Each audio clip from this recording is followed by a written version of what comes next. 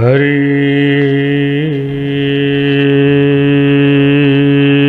ओम। वक्रतुंड महाकाय सूर्यकोटि समप्रभा निर्विघ्नं कुरु मे देवा सर्वकार्येषु सर्वदा।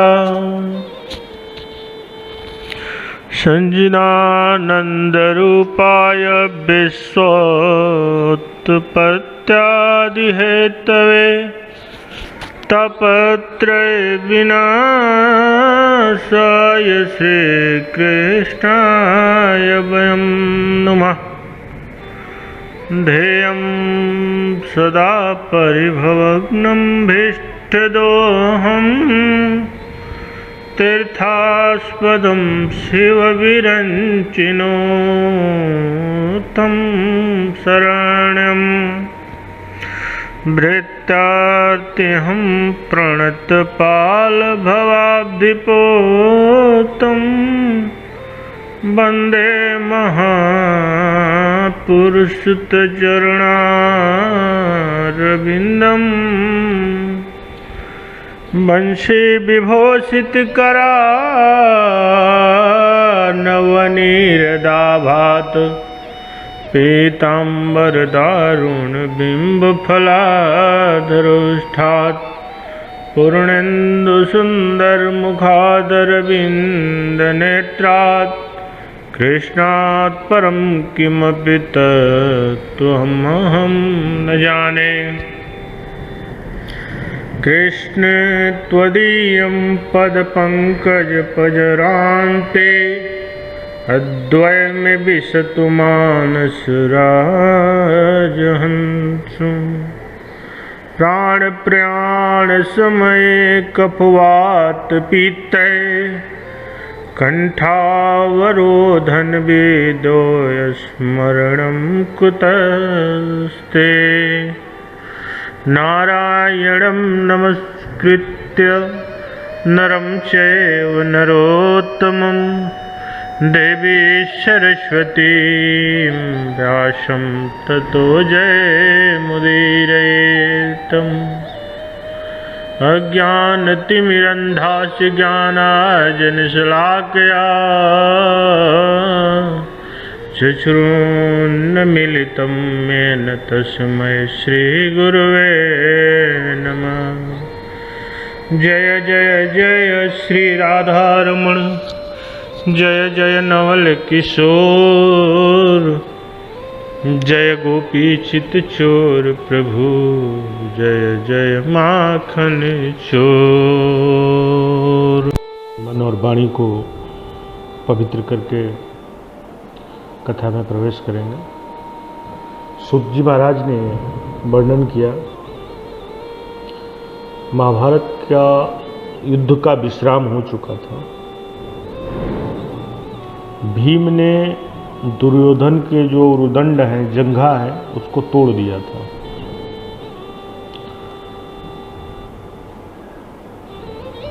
बाकी सब लोग वापिस जाकर शयन कर रहे थे, शयन करने की मुद्रा में चले गए थे। लेकिन अश्वत्थामा, कृतवर्मा और कृपाचार्य उस युद्ध के मैदान में घायल पड़े हुए दुर्योधन से मिलने के लिए आए और दुर्योधन से कहा कि हम तेरे शत्रु का संहार करेंगे। दुर्योधन लाचार पड़ा हुआ था। दुर्योधन ने अश्वत्थामा के माथे पर सेनापति का तिलक लगा दिया, क्योंकि दुर्योधन अभी भी जीवित पड़ा था। जब तक वीर गति को प्राप्त न हो या शरणागति को प्राप्ति न हो, जब तक वह शरणागति नहीं होता है कि मैं युद्ध हार चुका हूँ, मेरे अब, क्योंकि वो मरा तो है नहीं, वीर गति को प्राप्त तो हुआ नहीं है, और जब तक वीर गति को प्राप्त नहीं होगा तब तक युद्ध समाप्त होगा नहीं, चाहे सेना में एक भी सेना हो। तो और शरणागत होगा नहीं तो भी नहीं माना जाएगा।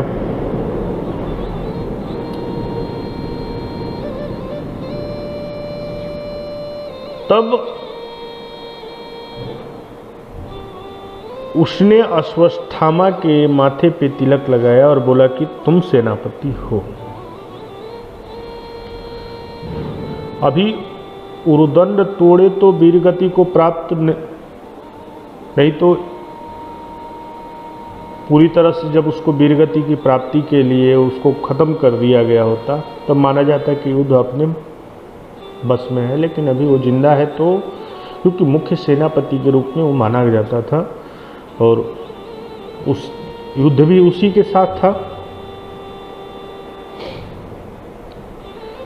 देखिए, युद्ध का नियम है कि जब तक उस सेना में, विपक्ष की सेना में एक भी सेनापति या एक भी सेना जिंदा है तो युद्ध अभी भी जारी है, वो बंद नहीं हुआ है।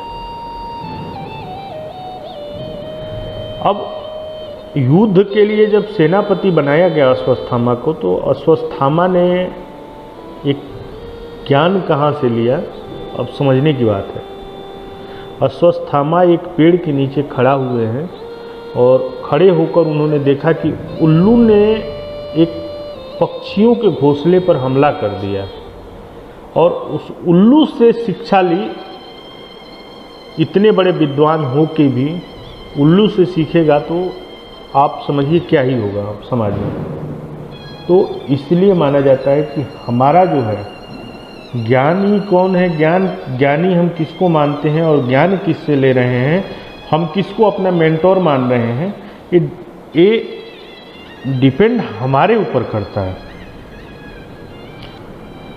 और अश्वत्थामा उल्लू से सीख रहे हैं कि उन्होंने एक निरीह पक्षियों के ऊपर में जो रखे हुए हैं, घोंसले में पड़े हुए हैं बच्चे, उनके ऊपर में उल्लू आके हमला कर रहा है और उसी से उन्होंने सीख लिया। तो क्या हुआ कि सोते हुए पांडवों के पुत्रों की निरीह हत्या कर डाली अश्वत्थामा ने और उनका सर ले जाके बोला कि देखो, हमने पांचों पांडव के पुत्रों को मार डाला। जब इसकी सूचना दुर्योधन को दी गई तब दुर्योधन की मृत्यु हुई। इसके लिए क्यों मृत्यु हुई कि जब उसको पता चला कि हमारे दुश्मन मारे गए, क्योंकि उसे दो संजोग में ही मरना था, क्योंकि उसको हर्ष भी उसी समय होना था और शोक होगा तभी वो मरेगा। तब दुर्योधन की मृत्यु हुई है क्योंकि उसे हर्ष और शोक जो है दोनों एक साथ हुआ है। हर्ष इस बात का हुआ है कि शत्रु सेना का संहार हुआ है, शोक इस बात का हुआ है कि अब तो मेरा कुरुवंश ही समाप्त हो गया। अर्जुन जब यह देखे कि मेरे पांडव पुत्रों की हत्या हो गई है तो ये पता करने के लिए अर्जुन रथ लेकर पीछे पीछे दौड़े हैं। और उस रथ का सारथी कौन है, तो कृष्ण है। जब कुछ दूर निकलने के बाद देखा कि अश्वत्थामा ने ही इन पुत्रों की हत्या की है, तो जब देखा कि कृष्ण आ रहे हैं और अर्जुन पीछे से हैं, तो उन्होंने अश्वत्थामा ने वहाँ पे ब्रह्मास्त्र छोड़ दिया। अर्जुन को यह देखकर अचंभित हो गए, बोले अब क्या किया जाएगा, इसे तो बुलाना भी नहीं आता है, ब्रह्मास्त्र तो छोड़ दिया लेकिन इनको तो बुलाना भी नहीं आता है। अब घबराए हुए अर्जुन बड़े असमंजस स्थिति में पड़े हैं, बड़ी विचित्र अवस्था हो गई है उनकी। और देखिए, ब्रह्मास्त्र भी जो है ना एक बहुत विचित्र अस्त्र है महाराज। आज की भाषा में हम कहें तो जैसे टारगेट में कोई वेपन जाता है ना और नेविगेट करके यहाँ जाए, ब्रह्मास्त्र ऐसा ही है जहाँ हमको टारगेट करके मारना है। जैसे सूर्य अग्नि है तो करोड़ों सूर्य की तरह साव तक अग्नि प्रकट करता है और जिस व्यक्ति के ऊपर छोड़ा जाता है उसको जला देता है, परंतु अगर उसमें व्यक्ति निर्देशित नहीं हो तो वह पूरे ब्रह्मांड को जला देता है। अश्वत्थामा ने घबराहट में ब्रह्मास्त्र छोड़ा कि वह धीरे धीरे पूरा प्रलय सृष्टि में मचने लगा। अग्नि ब्रह्मास्त्र जो है वह अग्नि फैलाने लगा, पूरा बिना नेविगेशन का छोड़ दो कहीं भी ना, तो वो जाकर बढ़ेगा ही, घटेगा तो है नहीं। यह स्थिति हो गई और घबरा गए। अर्जुन श्री कृष्ण से बोले कि इसमें क्या किया जा सकता है, अब क्या करें। इन्होंने ब्रह्मास्त्र तो छोड़ा है लेकिन इनको वापस लेना नहीं आता है। तो कृष्ण तो बड़े ही चतुर आदमी, और भगवान के सामने किसकी चलती है आप सभी जानते हैं। पता नहीं कितने कोटि ब्रह्मा उनके अंदर समाहित हैं, तो ब्रह्मास्त्र को कौन नहीं शांत करने का तरीका जानेगा, अब उनसे बेहतर कौन जान सकता है। तो कृष्ण ने बोला कि इसमें कौन सी बड़ी बात है अर्जुन, जहर को तो जहर ही काट देता है ना। देखिए महाराज, योद्धा बराबर का होना चाहिए, एक काम करना चाहिए उसको कि योद्धा जब बराबर का हो तो उससे लड़ने में मज़ा आता है, यदि योद्धा बराबर का ना हो तो उससे लड़ने में भी मज़ा नहीं आता है। एक काम करो अर्जुन, तू भी ब्रह्मास्त्र छोड़ दे और तू टारगेटेड छोड़ उस ब्रह्मास्त्र के ऊपर, और तेरा ब्रह्मास्त्र उस ब्रह्मास्त्र की गति को रोक देगा, और फिर तुम दोनों को वापिस आवाहित करके बुला लेना, कॉल बैक कर लेना।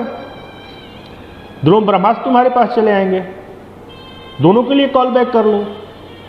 ब्रह्मास्त्र एक मात्र ऐसा अस्त्र है जो कि बीच में से वापस भी बुलाया जा सकता है महाराज। मुझे नहीं पता, मगर मेरी नॉलेज के हिसाब से अभी तक ऐसा अस्त्र नहीं बना है। नष्ट हो सकता है पर वापस नहीं आ सकता है। आप बीच में जाकर लक्ष्य तक नहीं भेजना हो तो उसे मध्य से नष्ट कर सकते हो, पर वापस नहीं बुला सकते हो कोई भी अस्त्र छोड़ने के बाद। बुलाना उसके लिए आसान काम तो छोड़िए, कोई भी अस्त्र जाने के बाद वापस नहीं आता है। जैसे गोली छूटने के बाद कभी वापस आती है क्या? उसको नष्ट किया जा सकता है, रिवाइव करके दोबारा छोड़ दो तो इतना ब्रह्मास्त्र ऐसा अस्त्र है कि वापस बुला के भी उसको छोड़ा जा सकता है या वापस भी बुलाया जा सकता है। अर्जुन ने दोनों अस्त्रों को वापस बुलाया है और ब्रह्मास्त्र का सादर प्रणाम करके और उन्होंने शांत कराया है। महाराज, ब्रह्मास्त्र का अर्थ है ब्रह्मा जी का अस्त्र है महाराज, वही देते हैं। इसको जैसे ही वापस बुलाया तो अर्जुन ने श्री कृष्ण के चरणों में गिर के प्रणाम किया और प्रभु, आज श्रेष्ठ द्रोण शिष्य आपको प्रणाम करता है। यह बात तो आज तक द्रोणाचार्य ने भी नहीं सिखाई कि अश्वत्थामा को छोड़ना सिखाया। मुझसे प्रेम ज़्यादा था इसलिए छोड़ने के बाद वापस बुलाना भी सिखाया था, पर यह तो आपने सिखाया कि दूसरे ब्रह्मास्त्र को भी कैसे रोका जा सकता है। यह सिर्फ आप ही सिखा सकते हैं और कोई दूसरा नहीं सिखा सकता है। इसकी विधि तो मुझे आज पता लगी है। और अर्जुन ने चरणों में गिर के बोला, कृष्णम वंदे जगत गुरुम। जो सब जानता है, सारी विद्या को जानता है, वो श्री कृष्ण ब्रह्मांड के गुरु हैं महाराज। अश्वत्थामा को पकड़कर मारने का प्रयास मेरे द्वारा किया तो गया है। कृष्ण ने हंसते हुए गले से अर्जुन को लगाया है। अर्जुन गए हैं, अश्वत्थामा को पकड़ा गया है। उस समय अर्जुन की शक्ल देख करके श्री कृष्ण मन ही मन मुस्कुरा रहे हैं, लेकिन गुरु द्रोण के पुत्र अश्वत्थामा के शक्ल को देख करके अर्जुन रुक गए, क्योंकि उनकी शक्ल में जो गुरुदेव का दर्शन हुआ है ना, मैं कैसे गुरुदेव के पुत्र को मार सकता हूँ। बंदी बनाकर शिविर में लाया गया है। और शिविर में आते हुए पुत्र को देखकर एकदम द्रौपदी चिल्ला पड़ी, मुंता मुंता मुंता, मेष मेष मेष प्रभु, ये छोड़ दीजिए, कुछ भी दंड मत दीजिए। इनके महान पिताजी की कृपा से हमने महाभारत का युद्ध जीता है। हम इन्हें यहाँ से सम्मान से भेजेंगे, क्योंकि जो कष्ट मुझे हुआ है वह कष्ट मैं अपनी गुरु माता को कैसे दे सकती हूँ। सब एकदम नम्र पड़ गए, पर भीम ने कहा कि पांचाली ऐसे ही छोड़ देना भी अनुचित है, कोई न कोई दंड का विधान अवश्य होना चाहिए। और वहीं पे पूछा गया है कि उनको क्या दंड का विधान देना चाहिए, तो सब शांत स्वर में बैठे हुए, कोई कुछ नहीं बोला है। उसी समय कृष्ण से पूछा गया है और भीम ने वहाँ पे बोला गया कि उनके माथे पे जो मणि लगी हुई है, मणि काट करके इसे निष्कासित कर दिया जाए। महाराज आपको बताना चाहूँगा कि एक विद्वान की मणि उसकी मति है, अगर मति का ही हनन हो गया तो वह जीता जी ही मारा गया है।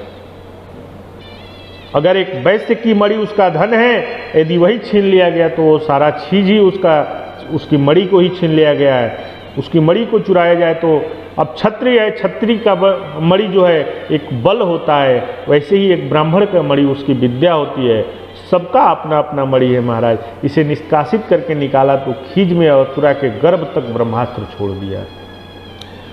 जब मणि निकाली गई है और उत्तरा के गर्भ पे जो पल रहे थे बालक, उस बालक के ऊपर जब इसने ब्रह्मास्त्र छोड़ा है तो श्री कृष्ण शरणागतम, स्वयं श्री कृष्ण की शरणागति हो गई है। बहुत भयंकर जलन हो रही है। उत्तरा दौड़ते हुए श्री कृष्ण के पास आई है, महाराज श्री त्राहि माम प्रभु, बचाइए, शरणागति शरणागति शरणागति। और हमारे प्रभु तो ऐसे दयालु हैं महाराज कि जो शरणागति में जाता है उसको अवश्य ही बचाते हैं।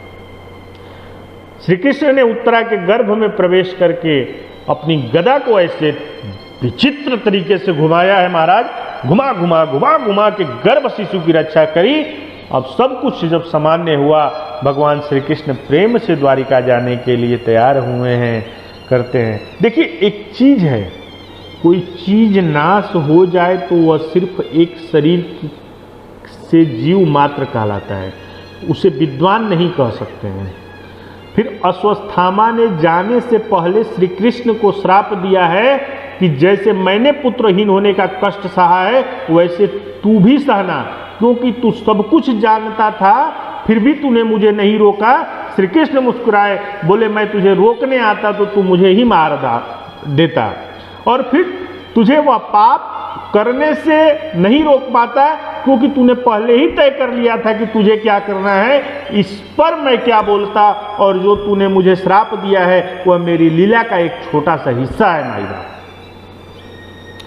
मुझे पुत्र ना हो परंतु मुझसे करोड़ों बच्चे जन्म ले, इस भारत में ऐसा कोई नहीं होगा जिसके घर में श्री कृष्ण ना हो। या तो श्री कृष्ण नाम का कोई बेटा होगा, या तो श्री कृष्ण नाम की कोई बेटी होगी, या तो कृष्ण नाम की कोई दुकान होगी, या तो कृष्ण नाम का कोई ट्रस्ट होगा। हर एक के मन में श्री कृष्ण होगा। नंद के घर आनंद भयो, जय कन्हैया लाल की, यह जयकारा तो हर घर में होगा ही होगा।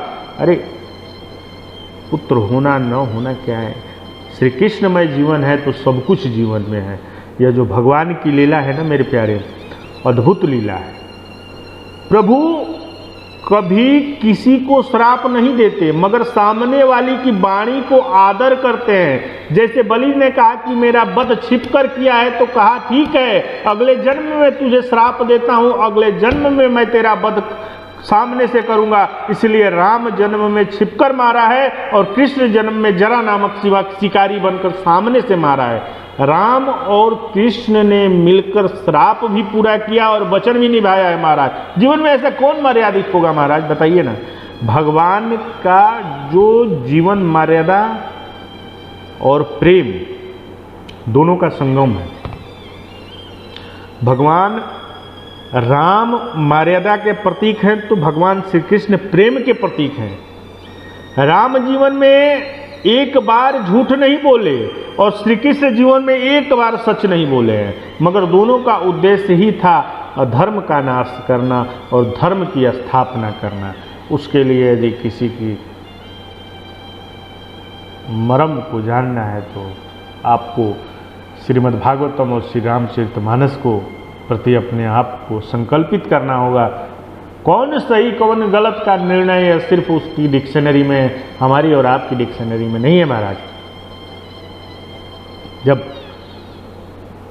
अब सब कुछ सामान्य हुआ है, उत्तरा के गर्भ में भगवान ने उसके पुत्र की रक्षा की है, तो अब रथ लेकर जाते जाते जा रहे हैं तो पीछे से बुआ कुंती भावुक होकर दौड़ती हुई पड़ती है और बोलती है, नमस्ते पुरुषम तवाद्यम ईश्वरम प्रकृति परम अलक्ष सर्वभूतानामयंतर्बहिरवस्थित। हे प्रभु, आपका यह आना और जाना तो आपकी माया है। कौन आपको पार कर सकता है? कथम पशम स्त्रियाम, इस जीवन में अच्छा एक काम करो प्रभु, जाते जाते बुआ को एक चीज देते जाओ। एक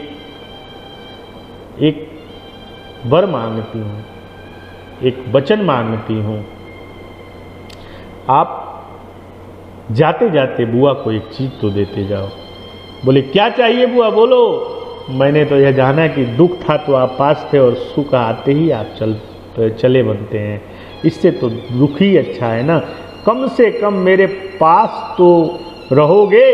इसके बाद भी कृष्ण नहीं रुक रहे थे, रथ चलता ही जा रहा था, मुड़ तो नहीं रहे थे, चलता जा रहा था। बुआ पीछे पीछे पुकारती जा रही थी, हे कृष्ण कन्हैया, मुझे दुख ही देते जाओ, सुख की चाह नहीं मुझ में अब है, कोई सुख की चाह नहीं है कन्हैया, मुझे दुख चाहिए, आप कम से कम तो मेरे पास रहोगे। बुआ पीछे पीछे पुकारती जा रही हैं, पर उसी समय एक कार्य ऐसा हुआ, बुआ ने संकीर्तन किया, कृष्ण कृष्ण सख कृष्ण स्वभाव निधु गराजन वंशदाना अपवर्ग बेर गोविंद गोदिज सुरारि हरा योगेश्वर खिल गुरु भगवान नमस्ते। भगवान की स्तुति की है, जैसे नाम कीर्तन किया, भगवान ठहर गए। आपको मैं बताना चाहूँगा प्यारे कि हरि नाम प्रभु को बड़ा प्रिय है। कुछ देर प्रभु ठहर गए और जब ठहरे हैं तो अब धीरे धीरे युधिष्ठिर को शोक होने लगा और अर्जुन को मोह होता है। युधिष्ठिर को शोक होता है, क्यों कि कार्य से पहले सदा हमारे जीवन में संदेह होता है। कोई भी कार्य करने से पहले हमारे जीवन में यह शंका बनी रहती है कि होगा नहीं होगा। देखो, हम कर्तापने में होते हैं तो शोक होता है, शोक मोह भया, लेकिन यही दुनियादारी है कि भगवान इन सब का आप ही हरण कर लेते हैं, अपने आप से हरण कर लेते हैं। सबके समझाने पर भी उनकी समझ में नहीं आता है, तब भगवान उसके जीवन में शोक देते हैं।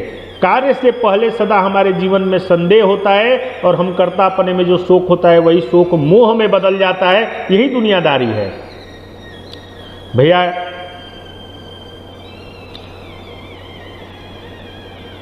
समझाने पर भी उनकी समझ में नहीं आया तो बोले भैया इन्हें तो कोई भक्त ही समझा सकता है, कोई बार बार ऐसा होता है कि भगवान भी नहीं समझा सकते हैं। इसीलिए तो भक्तों को अगर भगवान आकर प्रकट होके और सामने बोले कि मैं भगवान हूँ तो कई तो मानेंगे ही नहीं कि नहीं, तो भगवान आके स्वयं कैसे बोल सकते हैं कि मैं भगवान हूँ। और यह भक्त कहे तो भी हम नहीं मानेंगे, पर कई भक्त सच्चा होता है कि भगवान तो एक छोटे से कंकड़ में भी शंकर को मान के पूजा करने को तैयार हो जाते हैं और बोलेंगे तो यह तो भक्त ही मानेंगे। सबको लेकर प्रभु के कुरुक्षेत्र में मैदान में गए हैं और उस कुरुक्षेत्र के रक्त से सिंचित जब भूमि पे भगवान पहुंचे हैं, जिसके शरीर को देखा वह सब चतुर्भुज होकर भगवत धाम को प्राप्त कर गए हैं। देखा तो अभी भी सरसैया पर ऊपर भीष्म पितामह लेटे हुए हैं। भगवान ने प्रार्थना करी तो पितामह ने बहुत सारे धर्मों का उपदेश दिया है। उसके बाद बड़े प्रेम से सामने खड़े एक श्याम सुंदर की मंगलमय स्तुति करी है, स्तवन किया है भगवान ने, जो इस भागवत की पवित्रम स्तुतियों में से एक है। महाराज बड़े प्रेम से एक दो लोग आइए, हम आप साथ मिलकर एक लाइन उस श्लोक के गाएंगे। जिन्हें याद नहीं है वो सुने, जिन्हें याद हैं वो साथ गुनगुनाएं। आइए गाते हैं हम और आप मिलके। इतिमति रूपम कल्पिता वितेष्णा भगवति सावत पुंगवे विनिश्वा सुखम उपगते वचसा विहरन्तम् प्रकृतिमुपयं स्वयं भव प्रभाहं। हरे राम हरे कृष्ण कृष्ण कृष्ण हरे हरे, हरे राम राम राम हरे हरे। ऐसे भगवान ने दूसरे श्लोक में भगवान की बड़े सुंदर स्तुति की है। त्रिभुवन कमन तमाल वर्णम रविकर गौरवराम्बरम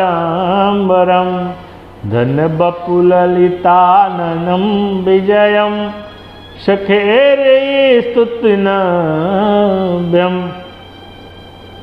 देखिए यह एक प्रकार से संस्कृत का भजन है। हिंदी का, गुजराती का, मारवाड़ी का तो भजन आप भोजपुरी का सबने सुना है, बट यह एक ब्रज का भजन है। भीष्म प्रभु गा रहे हैं, प्रभु मेरी तृष्णा हुई, तृष्णा रहित इस मति को मैं आपके चरणों में समर्पित करता हूँ।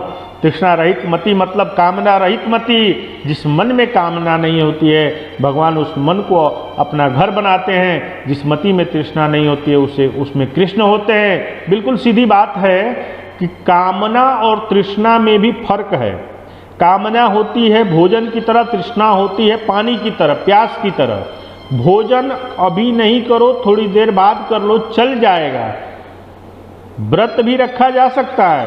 कामना को हम थोड़ा धैर्य दिखा सकते हैं, तृष्णा तो बिल्कुल बेचैन कर देती है महाराज। यह स्थिति हो जाती है तो धीरे धीरे कामना तृष्णा में बदल जाती है। सदा यह स्थिति है, ऐसा हो तो अच्छा है, ऐसा न हो तो हमारी मति मारी जावे। ये दो स्थितियां बन जाती हैं। मेरे हृदय में तृष्णा नहीं है प्रभु, आपको मैं समर्पित करता हूँ। ऐसी मति को आप स्वीकार करें। भगवान आप कितने भक्त वत्सल हो। आपने प्रतिज्ञा की थी कि मैं युद्ध में शस्त्र नहीं उठाऊंगा, और मैंने प्रतिज्ञा थी कि मैं शस्त्र उठवा के रहूंगा।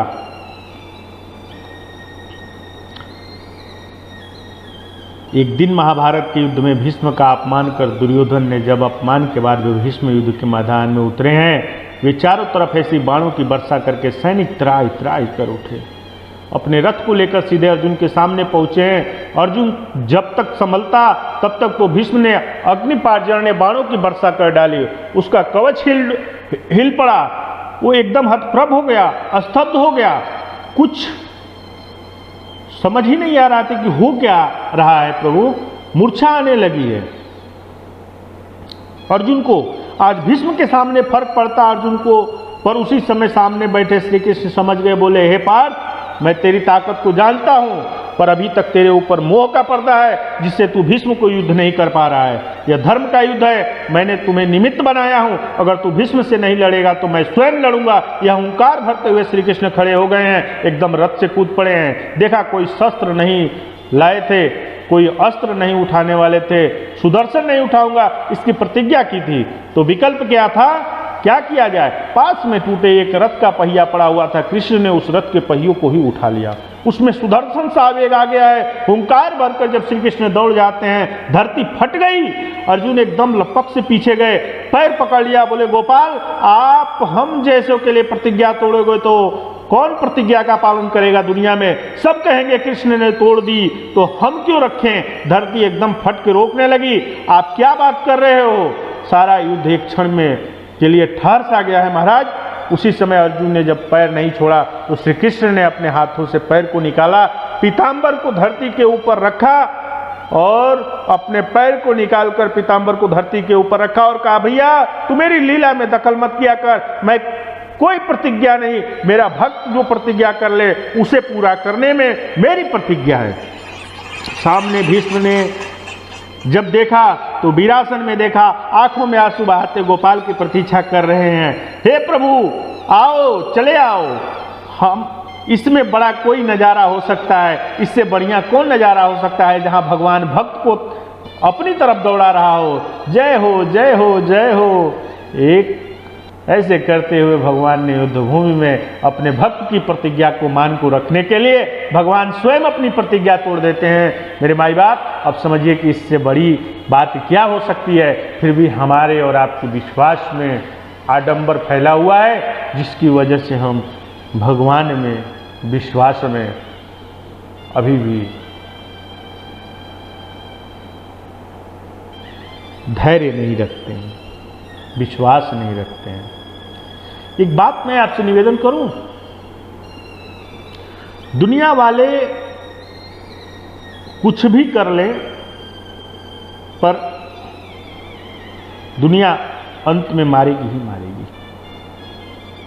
चाहे कितना भी भजन कर लेना, बहुत बड़ी बात है ना। मैं आपसे हाथ जोड़ के कह रहा हूं, कुछ भी कर लेना, चाहे बड़े से बड़े प्रेम से कुछ भी दे दे, पर दुनिया मारेगी ही मारेगी माई बाप। और कृष्ण तारे हमारे ऐसे हैं, चाहे बंसी बजा दे, चाहे सुदर्शन चला दे, कृष्ण के पास शरणागति में आप जाओगे तो दुनिया तारती ही तारती है। दुनिया चाहे कितना भी पुष्कर दे दे पर अंत में मारती ही है। चाहे 100 जी लो, चाहे 200 जी लो, बड़े से बड़ा सिद्ध भी, प्रबुद्ध भी, प्रसिद्ध भी एक दिन शरीर छोड़ जाता है माई बाप। अपने आप को मारना पड़ेगा, चाहे वह मृत्यु को मोक्ष बना ले, यह बात दूसरी है, पर मृत्यु तो दुनिया में खड़ी है और मरना सबको है। कृष्ण हमारे ऐसे हैं, ऐसा उनका स्वभाव है। भीष्म पर अनुग्रह किया श्री कृष्ण ने। भीष्म अपने प्राणों की इच्छा मृत्यु का वरदान लेकर, लोग कहते हैं भीष्म ने देखा है सूर्य उत्तरायण आ गया है, मैं शरीर छोड़ दूं। अरे एक बात बताइए, उत्तरा के गर्भ में जो गया हो, ऐसे श्री कृष्ण भी उत्तरायण ही हैं। वो तो श्री कृष्ण की प्रतीक्षा कर रहे थे, वह सूर्य उत्तरायण की परीक्षा थोड़े कर रहे थे। काल का इंतजार करोगे तो कालातीत कृष्णा को कैसे पा सकोगे। पर अगर कालपति कृष्ण आ जाए तो बड़े से बड़े काल भी प्रतिकूल नहीं, अनुकूल बन जाएंगे, विरोधी सहयोगी बन जाएंगे। ऐसा हम सभी ने देखा है। इसलिए विश्वास हमारा श्री कृष्ण होना चाहिए, आधार हमारा श्री कृष्ण होना चाहिए, जीवन हमारा श्री कृष्ण होना चाहिए, मृत्यु हमारा श्री कृष्ण होना चाहिए। दुनिया का क्या है, सब में श्री कृष्ण होना चाहिए, हम सभी के लिए श्री कृष्ण होना चाहिए।